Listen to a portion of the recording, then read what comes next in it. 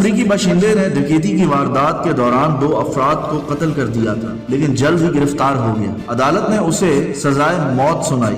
اس case سے قبل سزائے موت دینے پر پابندی تھی، لیکن اس پابندی کے خاتمے کے بعد یہ پہلی سزائے موت تھی۔ اس عدالتی فیصلے پر ان لوگوں نے احتجاج شروع کر دیا جو سزائے موت دینے کے خلاف تھے۔ اس طرح یہ گیری ایلمور مشہور ہو گیا، لیکن حیرت انگیز طور پر گیری نے نہ تو اپنی سزا کے خلاف کوئی اپیل کی، بلکہ اس نے خود پھانسی دینے کا مطالبہ کرنا شروع کر دیا۔ اس نے کہنا شروع کر دیا مجھے سزائے موت دی جائے۔ جب اسے فائرنگ کے ذریعے موت کے گھاٹ اتارا جا رہا تھا تو اس کے آخری الفاظ تھے لیٹس ڈو اٹ، جو کہ مشہور ہو گئے۔ کہا جاتا ہے کہ دنیا کے سب سے بڑے سپورٹس برانڈ نائکی نے انہی الفاظ سے اپنا سلوگن جسٹ ڈو اٹ تیار کیا تھا، جو آج تک قائم ہے۔ کارل پینزرم، ناظرین محترم، یہ بھی ایک امریکی شہری تھا۔ یہ ایک سیریل کلر اور ڈکیت